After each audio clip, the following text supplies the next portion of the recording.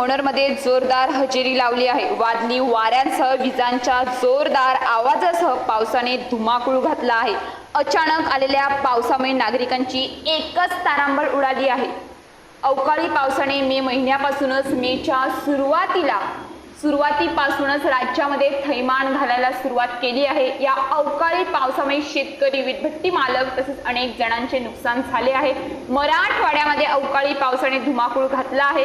या पावसामुळे काहीकांच्या घराचे पत्रे सुद्धा उडून गेले आहेत। पालघर जिल्ह्यामध्ये अवकाळी पावसाने काही दिवस विश्रांती घेतली होती, त्यानंतर विविध ठिकाणी पुन्हा पावसाने सुरुवात केली होती, तर आज पुन्हा अवकाळी पाऊस पडायला सुरुवात झाली आहे। आज मोनरमध्ये दुपारी 3च्या सुमारास विजांच्या आवाजांसह अवकाळी पावसाने धुमाकूळ घातला आहे।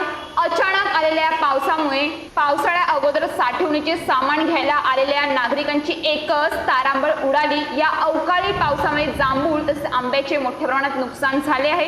आज 23 मेला दुपारच्या सुमारास अवकाळी पावसाने जोरदार हजेरी लावली। या अवकाळी पावसामध्येच मोनरमध्ये पूर्ण पाणी हे रस्त्यावर आले आणि नागरिकांना त्या पाण्यातूनच रस्ता शोधावा लागला।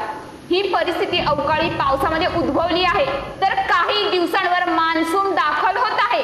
जर गटारांची नीट स्वच्छता केली नाही तर पावसाळ्यामध्ये पूर्ण पावसाचे पाणी हे रस्त्यावर येणार। ग्रामपंचायतीने पावसाळा सुरू होण्याच्या अगोदरच याच्यावरती काय तो तोडगा काढायला पाहिजे, नाहीतर पावसाळ्यामध्ये नागरिकांना रस्ता कुठे गटार कुठे असा प्रश्न पडेल आणि मोनरची तुंबापुरी होईल आणि याचा त्रास नागरिकांना सहन करावा लागेल।